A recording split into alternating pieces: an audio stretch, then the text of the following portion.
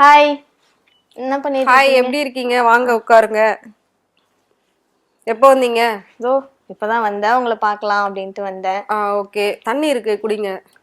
அதையும் நம்ம தான் எடுத்துக்கணுமோ? குடிங்க குடிங்க, ஒரே நிமிஷம். முக்கியமான ஒரு வேலையில இருக்கேன், வந்துடுறேன். என்ன ஜென்ரேஷனோ தெரில, வர்றவங்கள வந்து ஏதோ கடமைக்கு வாங்கன்னு கூப்பிடுறாங்க, தண்ணி அதை ஒருக்கே எடுத்துக்கன்றாங்க. என்ன பண்றது? இந்த டம்ளர்லாம் கொடுக்க மாட்டீங்களா? கேன்ல அடைச்சு வச்சிருவீங்களா? அது வந்து மாறிடுச்சுல, எல்லாமே மாறும்போது நம்மளும் மாறிக்கணும்ல. புலம்பிட்டு இருக்கீங்கல்ல, அதுல வந்து இது ஆரம்பம் தான். இந்த மாதிரி இன்னும் நிறைய விஷயம் இருக்கு. ஸோ அதை பத்தி தான் இப்ப நம்ம பேச போறோம். பேச ஆரம்பிக்கலாமா? வாங்க பேசலாம். இன்னைக்கு வந்து இந்தியாவுக்கு சுதந்திரம் கிடைச்சி 79வது வருஷம் வந்து நாம கொண்டாடிக்கிட்டு இருக்கோம். ஸோ 79வது சுதந்திர தின விழா நல்வாழ்த்துக்கள் எல்லாருக்குமே. இந்த சுதந்திர தின விழால வந்து நிறைய நல்ல விஷயங்கள் வந்து நிறைய பேர் பேசியிருப்பீங்க, ஷேர் பண்ணியிருப்பீங்க, பார்த்துருப்பீங்க. பட் நம்ம நாட்டோட கலாச்சாரம் இந்த 79வது சுதந்திர தின விழால எப்படி மாறி இருக்கு அப்படின்றதா இப்ப நம்ம பார்க்க போறோம். வாங்க பார்க்கலாம். இப்ப நீங்க புலம்பிட்டே இருந்தீங்கல்ல, டம்ளர்ல கூட வந்து தண்ணி குடிக்க மாட்டீங்களா, வர்றவங்கள வாங்கன்னு சொல்ல மாட்டீங்களா, போனே பார்த்துட்டு இருக்கீங்கன்னு சொல்லி இந்த மாதிரி நாளுக்கு நாள் புலம்ப வச்சுட்டாங்க. நம்மளோட அட்வான்ஸ் டெக்னாலஜி அப்படின்ற ஒரு விஷயத்த கண்டுபிடிச்சு தமிழ்நாட்டோட கலாச்சாரத்தை அப்படியே வந்து வேரோட அழிச்சுக்கிட்டு இருக்காங்க அப்படின்னே சொல்லலாம். அந்த பட்சத்துல இப்போ நீங்க பார்த்தது வெறும் சாம்பிள் தான். இந்த மாதிரி நிறைய இருக்கு. ஸோ கண்டிப்பா உங்களோட டைமிங்ல ஸ்கூல் எக்ஸ்பீரியன்ஸ்ல ஒரு இண்டிபெண்டன்ஸ் டே அப்படின்னா எப்படி இருக்கும் செலிப்ரேஷன் அப்படின்றத சொல்லுங்க. என்னோட ஸ்கூல் டைம்ல இண்டிபெண்டன்ஸ் டேனா 1 வீக்குக்கு பிஃபோராவே அந்த இது ஸ்டார்ட் ஆகிருக்கும். கிரவுண்ட்லாம் வந்து கிளீன் பண்ணுவாங்க, யூனிஃபார்ம்லாம் வந்து நம்ம அயன் பண்ணி மடிச்சு வச்சிருப்போம். 2 செட் வச்சிருப்போம், இல்லை 1 செட் வந்து இண்டிபெண்டன்ஸ் டேக்கு 1 வீக் பிஃபோராவே நம்ம அதை அயன் பண்ணி நம்ம மடிச்சு வச்சிருப்போம். மிச்ச ஒன்னத்தை தான் நம்ம வந்து டெய்லி ரெகுலரா யூஸ் பண்ணியிருப்போம். இப்போ எக்ஸாம்பிள் வெட்னஸ்டே வந்து இண்டிபெண்டன்ஸ் டே அப்படின்னா அந்த சாட்டர்டேவே அயன் பண்ணி மடிச்சு வச்சிருவோம். அந்த மண்டே டியூஸ்டே ஒரே யூனிஃபார்மை தான் வாஷ் பண்ணி போட்டுப்போம். வெட்னஸ்டே அந்த யூனிஃபார்ம் கூட நியூவா போட்டு போவோம். அங்க போன உடனே ஃபிளாக் கொடுப்பாங்க, அதை கரெக்டா நம்ம பார்த்து குத்திடுவோம். அந்த 1 வீக் பிஃபோராவே ஸ்கூல்ல வந்து கோலாகலமா இருக்கும். ஃபுல்லா கிரவுண்ட் எல்லாம் கிளீன் பண்ணுவாங்க. மார்ச் பாஸ்ட் ஒரு பக்கம் நடக்கும், ஒரு பக்கம் டான்ஸ் ப்ரோக்ராம், ஒரு பக்கம் ஸ்பீச். எல்லாத்துக்கும் மேல இண்டிபெண்டன்ஸ் டே அன்னைக்கு 7:30க்கு ஃபிளாக் ஹோஸ்டிங் பண்றாங்கன்னா அந்த டைமுக்கு மேக்சிமம் நாங்கெல்லாம் வந்து அசம்பிள் ஆயிடுவோம்.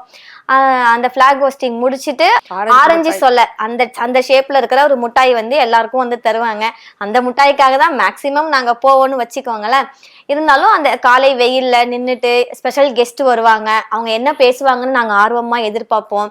நம்மளுடைய ஃப்ரெண்ட்ஸ் பேச்சு போட்டி, டான்ஸ் இதுலலாம் கலந்துருப்பாங்க. தமிழ்தாய் வாழ்த்து, தேசிய கீதம் இதுலலாம் வந்து கொடிப்பாட்டு கொடி பாட்டெல்லாம் பாடும்போது அந்த கலர்ஸ்லாம் வரும்போது அப்படியே நமக்குள்ள வந்து ரொம்ப கூஸ் பம்ப்ஸ் ஆகும். நம்ம வந்து எப்படி அடிமையா இருந்தோம், நம்மளை வந்து அடிமைத்தனத்துலேருந்து மீட்டு நமக்கு வந்து விடுதலை கொடுத்துருக்குறாங்க அப்படின்ட்டு அந்த தியாகிகள் எல்லாம் அன்னைக்கு வந்து நினைவு கூறுவோம். ரொம்பவே டீச்சர்ஸ்க்கு பயந்து இருந்தோம். அவங்க வந்து அப்படின்னா நம்ம வந்து பின் ட்ராப் சைலன்ஸ்ல இருப்போம். எல்லாத்துக்கும் மேல தமிழ்தாய் வாழ்த்து, தேசிய கீதம் இதெல்லாம் நம்ம வந்து மதிச்சோம், அட்டென்ஷன்ல நின்னோம், கையை இப்படி இந்த கட்டவரில் உள்ள வச்சு க்ளோஸ் பண்ணிட்டு இப்படி நின்னோம். ஆனா இப்ப யாருமே அப்படி இருக்கிறது இல்லை. மொபைல் பேசுறாங்க, ரீல்ஸ் பாக்குறாங்க. அந்த தேசிய கீதம் பாடும்போதே ஈவன் தலைவர்கள் கூட அது மாதிரி தான் இருக்கிறாங்க. ஸோ நீங்க சொல்றது வந்து 100% கரெக்ட். ஒரு இண்டிபெண்டன்ட் டே அப்படின்னா அன்னைக்கு வந்து ஸ்கூல்ல எப்படி இருக்கும், ஸ்கூல் ஸ்டூடெண்ட் எப்படி இருப்பாங்க அப்படின்றது வந்து அப்படியே அச்சு அசலாம் நீங்க சொன்னீங்க. பட் இப்போ இருக்கிற அந்த இண்டிபெண்டன்ட் டே வந்து டோட்டலாவே மாறிடுச்சு. அது வந்துட்டு ஏதோ ஒரு ஃபெஸ்டிவல் செலிப்ரேட் பண்ற மாதிரி அப்படியே ஈஸியா செலிப்ரேட் பண்ணிட்டு போயிடுறாங்க. ஸோ அந்த ஒரு விழிப்புணர்வு, அந்த ஒரு உள்ளுணர்வு இப்ப இருக்கிற ஸ்டூடெண்ட்டுக்கு வந்து இருக்கவே இல்லை. அதாவது அந்த அளவுக்கு வந்து எல்லாமே மாறிடுச்சு. ஜனகணமன அந்த தேசிய கீதம் பாடும்போது அவ்வளோ ஒரு உணர்வோட இருக்கும், நமக்கே வந்து ஒரு ஃபீல் இருக்கும் அந்த பாட்டுல. ஆனா இப்ப இருக்கிற பசங்களுக்கு அதெல்லாம் எதுவுமே தெரியறது இல்லை. இந்த மாதிரி நம்ம தமிழ்நாட்டுல இருக்கக்கூடிய நிறைய கலாச்சாரங்கள், நிறைய விஷயங்கள் வந்து மாறிக்கிட்டே இருக்கு. அப்படின்னு நம்ம ஃபர்ஸ்ட் சொல்ல போகணும் அப்படின்னா, அப்பா அம்மா, ஒரு உறவுகள், ஒரு வீடு, ஒரு குடும்பம் அப்படின்னா ஸோ வரவங்களை வந்து வரவேற்கிறது, ஃபர்ஸ்ட் தண்ணி கொடுக்கறது, அதுக்கப்புறம் டீ காஃபி கொடுக்கறது, அவங்க கிட்ட உட்காந்து நம்ம வந்து பேசுவோம். மனசை விட்டு நிறைய நாள் கழிச்சு வந்திருப்பாங்க, சொந்த பந்தம், பேசுவோம். அதுக்கப்புறம் எல்லாரும் ஒன்னா உட்காந்து சாப்பிடுவோம். இந்த மாதிரி விஷயம் தான் எப்பவுமே நம்மளோட ட்ரெடிஷ்னல் இருக்கக்கூடிய ஒரு முக்கியமான விஷயம். ஆனா இப்ப அதுவே எப்படி ஆயிடுச்சுன்னா, எல்லாருமே வீட்டுல ஆளாளுக்கு ஒரு பக்கம் வந்து போனை உட்காந்து பார்த்துட்டு இருக்காங்க. இப்ப வரும்போது நீங்க எப்படி வந்து நீங்களா வரணும், நீங்களா உட்காந்துக்கணும், நீங்களா தண்ணி பாட்டில் எடுத்து குடிச்சுக்கணும், அந்த மாதிரி இப்ப எல்லாமே மாறிடுச்சு. தண்ணி எடுத்து குடிச்சுக்கோங்க, ஃபுட்டு வேணுமா ஆன்லைன்ல ஆர்டர் போட்டுட்டு வந்த உடனே நீங்க உங்க ரூம்ல வச்சு சாப்பிட்டுக்கோங்க, அவ்வளவுதான். நைட்டு தூங்க அவங்கவுங்க ரூமுக்கு தனித்தனியா போயிடுறாங்க. அவங்கவுங்க போனை வச்சுக்கிட்டே தான் எப்பவுமே இருந்துகிட்டு இருக்காங்க. போனுன்னு இருக்கிறதுனால மனுஷங்களே எல்லாருமே மறக்க ஆரம்பிச்சுட்டாங்க. அது ஒண்ணு நடந்துகிட்டு இருக்கு. இன்னொரு பக்கம் என்ன அப்படின்னு பாத்தீங்கன்னா முக்கியமா வந்து கல்யாணம். ஸோ ஒரு 10 வருஷத்துக்கு முன்னாடி எடுத்துக்கிட்டோம் அப்படின்னா கல்யாணம்னா கண்டிப்பா ஒரு ஊர்ல அது ஒரு திருவிழா மாதிரியே நடக்கும். ஒரு மணமகள் அப்படின்ற அந்த ஒரு பெண் வந்து ரொம்ப வந்து வெளியிலேயே தெரியாம ரொம்ப அழகா இருப்பாங்க. பியூட்டி பார்லர் ரொம்ப போக மாட்டாங்க. பெண் அழைப்பு அப்படின்றது முன்னாள் இருக்கும். அதுக்கப்புறமா வந்து மறுநாள் வந்து கல்யாணம் அப்படின்ற மாதிரி ஒரு விஷயம் வந்து வச்சிருப்பாங்க. ஸோ அந்த ஒரு விஷயமே ரொம்பவே மாறி போயிருக்கு. ஏன்னா கல்யாணத்துக்கு வந்து வராங்க அப்படின்னா ஊர்ல இருக்கக்கூடிய மொத்த ஜனங்களும் வருவாங்க. அந்த வரவேற்கிறதுக்காகவே பாத்தீங்கன்னா வெளியில வாசல்ல நிறைய பெண்கள் வந்து கலர் கலரா ட்ரெஸ் எல்லாம் போட்டுட்டு அழகா நிப்பாங்க. பன்னீர் தெளிப்பாங்க, பூ தெளிப்பாங்க, சந்தனம் வைப்பாங்க, சாக்லேட் கொடுப்பாங்க. இந்த மாதிரியான விஷயங்கள்லாம் வந்து இருந்துட்டு இருந்தது. அட்லீஸ்ட் அப்பவாது நம்ம வந்து எல்லாரும் ஒருத்தருக்கு ஒருத்தர் பாத்துக்கிறது, பேசிக்கிறது அப்படின்னு இருந்தது. ஆனா இப்ப கல்யாணம் எல்லாம் எப்படி நடக்குதுன்னு உங்களுக்கு கண்டிப்பா தெரிஞ்சிருக்கும்னு நினைக்கிறேன். நீங்களே சொல்லுங்க. நான் குழந்தையா இருக்கிறப்ப கல்யாணத்துக்குலாம் போனா எங்க அத்தை, எங்க சித்தி, எங்க பெரியம்மா, எங்க அக்கா இவங்கெல்லாம் வந்து வரவேற்பாங்க. வாங்க வாங்க அப்படின்ட்டு வரவேற்பாங்க. ஒன்னொன்னு பார்த்து பார்த்து செய்வாங்க. இன்னைக்கு நான் வந்து கல்யாணத்துக்கு நான் போனேன்னா பொம்மை தான் என்ன வரவேற்குது. வணக்கம் அப்படின்னு சொல்லி வரவேற்குது. ஏதோ ஒரு பொம்மை சென்ட் நம்ம மேல வந்து தெளிக்குது. பன்னீர் தெளிச்ச கல்யாணத்துக்கு வந்து சின்ன வயசுல போயிருந்தோம். இப்ப நம்ம கல்யாணத்துக்கு போனா ஸ்ப்ரே வந்து அதுவா வந்து சென்சார் மூலமா நம்ம போனோம்னா சென்சார் வந்து வருது. நம்ம குழந்தையா இருக்கிறப்ப கல்யாணத்துக்கு போனோம்னா சாப்பாடுன்றது கல்யாண சாப்பாடுனால எல்லாருக்குமே ஒரு ஆசையா இருக்கும். நிறைய வெரைட்டி இருக்கும், நல்லா சாப்பிடலாம். அந்த வாசமே நமக்கு வந்து ரொம்பவே பிடிக்கும். நம்ம சித்தப்பா, மாமா, அண்ணன், மச்சான் இவங்க தான் சாப்பாடை பரிமாறுவாங்க. அவங்களுக்கு வந்து தெரியும் இந்த பொண்ணுக்கு இது பிடிக்கும், இவங்களுக்கு இது பிடிக்கும் அப்படின்னு சொல்லி பார்த்து பார்த்து வைப்பாங்க. அது பாயாசமா இருந்தாலும் சரி, கரிசோரா இருந்தாலும் சரி பார்த்து பார்த்து வைப்பாங்க. ஆனா இப்ப அதுக்கும் கேட்டரிங்க்கு ஆள் வந்ததுனால நம்ம அவனுங்க பேரும் நமக்கு தெரியாது, அவங்களை கூப்பிடவும் முடியாது. எக்ஸ்ட்ரா ஒண்ணு கேட்டா வைக்கவும் மாட்டானுங்க. ஏதாவது ஒரு ஸ்வீட் நல்லா இருக்கு, ஒரு ஸ்நாக்ஸ் நல்லா இருக்கு, இன்னும் கொஞ்சம் கேட்கலான்னு பார்த்தா அவன் குடுக்குடுமே எங்கேயாவது போயிடுவான். அவனை கண்டுபிடிக்கிறதுக்குள்ள பந்தியே வந்து முடிஞ்சிடும். அந்த மாதிரி எல்லாருக்குமே வந்து ஆள் போட்டு யூனிஃபார்ம் போட்டு முகம் தெரியாது, பெயர் கூட தெரியாதவங்களா இருக்கிறாங்க. ரெண்டாவது ஐட்டம்ஸ் நிறைய இருக்கு. நமக்கு வந்து அது பிடிக்கிறது இல்ல. சின்ன வயசுல நம்ம கல்யாணத்துக்கு போகும்போது ஒரு 4 ஐட்டம் இருந்தாலும் பாயாசம், இட்லி, பூரி, பொங்கல் இப்படிதான் இருக்கும். ஆனா இப்போ வந்து அந்த மெனு லிஸ்டே வந்து மாறிடுச்சு. ஆமா, நம்ம சின்ன வயசு கல்யாண சாப்பாடு போய் சாப்பிட்டு வந்தோம்னா நமக்கு எந்த ஒரு இதுவும் தெரியாது. வயிறு ஃபுல்லா இருக்கும், மனசு நிறைவா இருக்கும். சொந்தக்காரங்களெல்லாம் பார்த்திருப்போம், ஆடி பாடி சந்தோஷமா கல்கண்டு எடுத்து கையில வச்சு சாப்பிட்டு அப்படி இருந்தோம். இப்ப நம்ம கல்யாணத்துக்கு போனோம்னா அந்த ஃபுட்டு சாப்பிட்டுட்டு இருக்கும் போதே ஐஸ்கிரீம், பாப்கார்ன் தான் மைண்ட்ல போயிட்டு இருக்கும். இது நிறைய சாப்பிட்டோம்னா அது நமக்கு சாப்பிட முடியாது அப்படின்ட்டு. ரெண்டாவது இந்த ஐட்டம்லாம் சாப்பிட்டுட்டு அதுவும் சாப்பிட்டு வந்தோம்னா கண்டிப்பா நமக்கு வந்து ஸ்டமக் வந்து அப்செட் ஆகும். ஒரு 2 டேஸ்னாலும் நமக்கு அந்த ஒரு இது வந்து தெரியும். நிறைய பேர் வந்து அதை ஃபீல் பண்ணிருப்பாங்க. நான் வந்து நிறையவே அதை ஃபீல் பண்ணிருக்கேன். இதனாலே மேக்சிமம் ஃபங்க்ஷனுக்கு போனா அவாய்ட் பண்ணிடுறது ஃபுட்டை. கண்டிப்பா. ஸோ ஃபுட்டு ஒரு பக்கம் இந்த மாதிரி எல்லா விஷயமும் வந்து மாறிடுச்சு அப்படின்றதுக்கு ஒரு எடுத்துக்காட்டு. இன்னொன்னு என்ன அப்படின்னா கல்யாணம் அப்படின்னா கல்யாண பொண்ணு மட்டும்தான் அங்க வந்து தனியா தெரிவாங்க. நம்ம காலத்துல ஒரு 10 வருஷத்துக்கு முன்னாடி. அதுக்கப்புறம் மற்ற எல்லாருமே ரொம்ப சிம்பிளா இருப்பாங்க. பொண்ணோட அம்மாலாம் இருக்கிற இடமே தெரியாது, அப்பாலாம் இருக்கிற இடமே தெரியாது, அப்படிதான் இருப்பாங்க. ஸோ அது மட்டும் இல்லாம தங்கச்சி அப்படின்னு ஒரு கேரக்டர் இருந்ததுன்னா அவங்கள இன்னுமே ரொம்ப சேஃபா, அவங்க வந்து ரொம்ப அமைதியா இருக்கிறது தெரியாம அப்படியே சைலண்டா இருந்துகிட்டு இருப்பாங்க. அதே மாதிரி பாட்டு கச்சேரிகள் அதெல்லாம் இருக்கும். ஆனா இப்போ இருக்கிற கல்யாணம் வந்து கிட்டத்தட்ட அது ஒரு கல்யாணம்னு சொல்றதா இல்ல அது ஒரு ஆடல் பாடல் நிகழ்ச்சின்னு சொல்றதா அப்படின்னு தெரியல. ஏன்னா என்ட்ரன்ஸ்லயே டான்ஸ், ஸ்டேஜ்ல டான்ஸ், தாலி கட்டும் போது டான்ஸ், தாலி கட்டி முடிச்சதுக்கு அப்புறம் டான்ஸ், ரிசப்ஷன்ல டான்ஸ், பொண்ணோட அம்மா அப்பா டான்ஸ், தங்கச்சி வந்து வீட்டுக்கார் கூட மாமா கூட டான்ஸ். சோ மொத்த குடும்பமும் டான்ஸ். சோ அப்படி இருக்கிற பட்சத்துல கல்யாணத்துக்கு தான் நம்ம வந்திருக்கோமா இல்லாட்டி ஏதோ ஒரு பெரிய டான்ஸ் ஷோக்கு வந்திருக்கோமா அப்படின்னே தெரியாது. அந்த அளவுக்கு கல்யாணம் ஆரம்பிச்சதுல இருந்து முடிகிற வரைக்கும் டான்ஸ் டான்ஸ்ன்னு சொல்லி மொத்த குடும்பமும் வந்து அங்க ஆடிக்கிட்டு இருப்பாங்க. பொண்ணுக்கு முன்னாடி அம்மா ஆடுவாங்க, அம்மாக்கு முன்னாடி அப்பா ஆடுவாங்க. சோ அந்த மாதிரி மொத்த பேரும் வந்து ஆடுறது எல்லாமே முடிச்சு போட்டோ ஷூட் அப்படின்னு வந்து ஒண்ணு பண்ணுவாங்க. அது வந்து அப்பெல்லாம் வந்து தோல் மேல கை போடுங்க, அந்த ஒரு 90s கிட்ஸுக்குன்னு ஏத்த மாதிரி ஒரு சில போஸ் எல்லாம் வந்து கண்டிப்பா கல்யாண பொண்ணுங்களுக்கு இருக்கும். காமாட்சம்மன் கையில வச்சு எடுக்கிறது, அப்படியே புடவையெல்லாம் ஃபுல்லா விரிச்சு விட்டு அழகா நடுவுல உட்கார்றது, அப்புறம் நம்ம அடக்க ஒடக்கமா நிக்கிறது, இப்படி நிக்கிறது, இப்படிதான் இருக்கும். ஆனா இப்ப இருக்கிற போஸ் பாருங்க, கட்டி பிடிச்சுக்கிறாங்க, முத்தம் கொடுத்துக்கிறாங்க, தூக்கி வச்சுக்கிறாங்க, தோல்ல வச்சுக்கிறாங்க. எதெல்லாம் வந்து வெளியில காட்டக்கூடாதுல அதெல்லாம் வெளியில காட்டி அது வந்து ஒரு வெட்டிங் போட்டோ ஷூட் அப்படின்ற மாதிரி எல்லாம் வந்து எடுத்துக்கிட்டு இருக்காங்க. சோ வந்து ஒரு கல்யாணத்துக்கு அப்புறம் ஒரு பொண்ணு பையன் எப்படி எல்லாம் இருப்பாங்களோ அதை வந்து முன்னாடியே போட்டோ ஷூட் அப்படிங்கிற ஒரு கான்செப்ட் வச்சு பண்ணிட்டு அதை எடுத்து கொண்டு போயிட்டு அவ்வளோ பேர் முன்னாடி பிளே பண்ணி காட்டுறது, இந்த மாதிரி விஷயம் பண்றாங்க. இதெல்லாம் பண்ணி முடிச்சதுக்கு அப்புறமா தாலி கட்டுறாங்களோ இல்லையோ அடுத்த செகண்டே தாலியை கையில வச்சுக்கிட்டு ஒரு செல்ஃபி எடுத்து status, so I am going to married, my life partner அப்படின்னு சொல்லி ஐ எம் பிளஸ்டு அப்படின்னு சொல்லிட்டு உடனே தாலியை கையில வச்சு அடுத்த செகண்ட் செல்ஃபி எடுத்து அதை உடனே வந்து வாட்ஸ்அப்ல வந்து ஸ்டேட்டஸா வைக்கிறது. அதை பார்த்துதான் நிறைய பேருக்கு தெரியும், ஓ கல்யாணம் ஆயிடுச்சா அப்படின்னு. ஏன்னா இப்போ அந்த இன்விடேஷன் கூட வந்து நம்ம நேர்ல போய் வைக்கிறது கிடையாது, வாட்ஸ்அப்லயே வந்துட்டு ஈஸியா அனுப்பிடுறோம். அதே மாதிரி மொழியையும் ஜிபே பண்ணுங்க அப்படின்ற மாதிரி எல்லாம் வந்து எல்லாரும் சொல்லிடுறாங்க. ஸோ இந்த அளவுக்கு ஒவ்வொரு விஷயம் மாறிடுச்சு. இதெல்லாம் ஒரு பக்கம் மாறினாலும் இன்னும் ஒரு சில கலாச்சாரம் அந்த ட்ரெடிஷ்னல் அப்படின்றது நம்ம கிட்ட இருக்கு. கண்டிப்பா அது உங்களுக்கு தெரிஞ்சிருக்கும். கல்யாணம் ஆனதுக்கு அப்புறமா ஒரு பொண்ணு வந்து குழந்தை பெத்துக்கணும் அப்படின்ற ஒரு விஷயம் வந்து தமிழ்நாட்டுல கம்பல்சரி இருந்துகிட்டு இருக்கு. எல்லாருமே அதுபடிதான் நடந்துகிட்டு இருக்கும். இருந்தாலும் அந்த குழந்தை பெத்துக்கிற விஷயம் அப்படின்றது ஒரு பொண்ணு வந்து கன்சீவ் ஆகுறாங்க அப்படின்னா அது வந்து அவர் உன்னதமா வச்சுப்பாங்க. ரொம்ப வந்து வெளியில ஃபர்ஸ்டே சொல்ல மாட்டாங்க, ஒரு 3 மாசம் தாண்டினதுக்கு அப்புறம் சொல்லுவாங்க. ஃபர்ஸ்ட் அவங்க ஹஸ்பண்ட்க்கு மட்டும் தான் சொல்றது. ஸோ இந்த மாதிரி எல்லாம் இருந்தது. ஆனா இப்ப இதுவே என்ன கூத்து நடக்குதுன்றது கண்டிப்பா உங்களுக்கு தெரிஞ்சிருக்கும். ஸோ நீங்க வந்து சொல்லிடலாம். இது வந்து அவங்க ஒரு 40 to 45 டேஸ்ல வந்து செக் பண்ணுவாங்களா, செக் பண்ண உடனே அந்த கிட்ட வந்து ஹஸ்பண்டை கொண்டு போய் ஃபர்ஸ்டே இனிஷியலா சொல்லிடுவாங்க. இருந்தாலும் லைக்ஸ்க்காகவும் ஷேருக்காகவும் ஊருக்கே தெரிவிச்சிடுறாங்க. அந்த கிட்ட கொண்டு போய் இவங்க செக் பண்றாங்களா, டபுள் லைன் வருதா, அதை கொண்டு போய் ஹஸ்பண்டை கொடுக்குறாங்களா, தெரியாத மாதிரி வந்து குதிக்கிறாராம். இது மாதிரி அவங்க வந்து இனிஷியலா பண்ணிடுறாங்க. அதுக்கப்புறம் ஹாஸ்பிட்டல், இந்த ஹாஸ்பிட்டல் தான் நான் போறேன். ஒரு 3 மந்த்ஸ் கூட ஆகியிருக்காது, அந்த கரு வந்து ஒரு வளர்ச்சி கூட அடைஞ்சிருக்காது. ஒரு 6 மந்த்துக்கு மேலதான் அந்த கரு வந்து வளர்ச்சி அடையும். அப்படி இருக்கும்போது ஒரு 3 மாசத்துக்கு முன்னாடி இந்த ஹாஸ்பிட்டல் தான் நாங்க போறோம், இந்த செக்அப் தான் நாங்க பண்றோம், இந்த டேப்லெட்ஸ் தான் நாங்க சாப்பிடுறோம், எனக்கு இவ்வளவு அளவுதான் ரத்தம் இருக்குது, இவ்வளவுதான் இருக்குன்னு எல்லாத்தையுமே அவங்க வந்து ஓப்பனா வந்து சொல்லிடுறாங்க சோசியல் மீடியால. எல்லாமே லைக்ஸ்க்காகவும் ஷேருக்காகவும் கமெண்ட்டுக்காகவும் தான் அவங்க வந்து குழந்தை பெத்துக்கிற மாதிரி வந்து தெரியுது. நம்ம ஒரு சந்ததியை வந்து உருவாக்கணும், அதை நல்ல விதமா வளர்க்கணும் அப்படின்ற மாதிரி இந்த இயர்லியர் 2K கிட்ஸ்னு சொல்றாங்கல்ல, இவங்க தான் ரொம்ப அலப்பறை பண்றாங்க இந்த குழந்தை பெத்துக்கிற விஷயத்துல. இது நீங்க சொன்ன வெட்டிங் போட்டோ ஷூட் கூட ஏதோ கொஞ்சம் நம்ம அக்செப்ட் பண்ணிக்கலாம். நம்ம காலத்துல வந்து வெட்டிங் போட்டோ ஷூட் வேற மாதிரி இருக்கும். அப்ப இருந்த சாங்ஸ்லாம் ஒரு கல்யாணம்னாலே ஒரு 5 டேஸ்க்கு முன்னாடியே மைக் செட் வச்சிருவாங்க. அதுல ஃபுல்லா இளையராஜா சாங்ஸ் தான் வந்து ஃபுல்லாவே ஓடும். அது கேட்கும் போதே நல்லா இருக்கும். அதை கேட்டுக்கிட்டே வேலை நம்ம எல்லாம் வந்து பாத்துருக்கிறோம். ஆனா இப்ப அப்படி கிடையாது. ஏதோ கொயின்னு காதுக்குள்ள கத்துறாங்க. டிஜேன்ற பேர்ல நம்மளுடைய ஏர் பொல்யூஷன் தான் ஆகுதே தவிர நம்ம அதை என்ஜாய் பண்ண முடியல. டாபிக் நம்ம மாறி போயிட்டோம். இந்த மெட்டர்னிட்டி போட்டோ ஷூட்னு ஒண்ணு பண்றாங்க.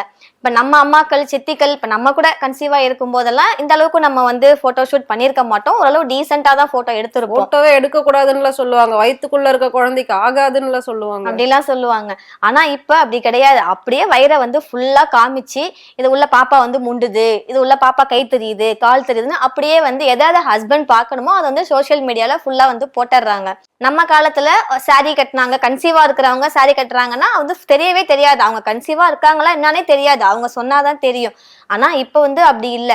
இப்ப இருக்கிற 2K கிட்ஸ் ஃபுல்லா வெளியில காட்டி அதுல வந்து அவங்க ஹஸ்பண்ட் கிஸ் பண்ற மாதிரி இந்த மாதிரி எல்லாத்தையும் வந்து ஓப்பனாவே இப்ப எல்லாம் பண்ணிடுறாங்க. ஆமா, அதுவும் இல்லாம இல்ல பாம் மாதிரி ஒண்ணு வரைஞ்சி ஹஸ்பண்ட் வந்து இப்படி அதை வந்து அந்த பாம் வந்து பத்த வைக்கிறாங்களாம் கன்சீவா இருக்கும்போது.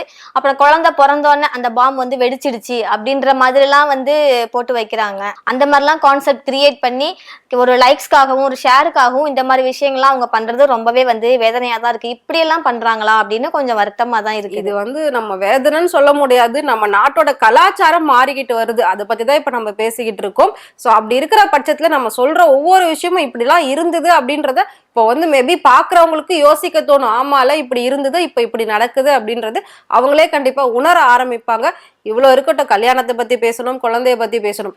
குழந்தை பிறந்ததுக்கு அப்புறமா அதையும் ஒரு போட்டோ ஷூட் அந்த குழந்தையோட உடம்ப ஃபுல்லா க்ளோஸ் பண்ணி முகத்தை மட்டும் காட்டி ஃபர்ஸ்ட் மந்த் செகண்ட் மந்த்னு சொல்லி அதுக்கு ஒரு மேக்கப் எல்லாம் போட்டு அதுக்கு ஒரு செட்டப் போட்டு அந்த குழந்தைய தூக்கி அது கூடக்குள்ள வச்சு சன்ல வச்சு என்னென்னமோ எங்கெங்கயோ வச்சு போட்டோ ஷூட் அப்படின்ற பேர்ல அந்த குழந்தைய அவ்வளவு கஷ்டப்படுத்துறாங்க. ஆக்சுவலி பிறந்த குழந்தைய வந்து 6 மாசத்துக்கு கிட்டத்தட்ட வந்து போட்டோவே எடுக்கக்கூடாது, ஆயில் குறைஞ்சிரும், அது இதுன்னு 1008 காரணம் சொல்லுவாங்க.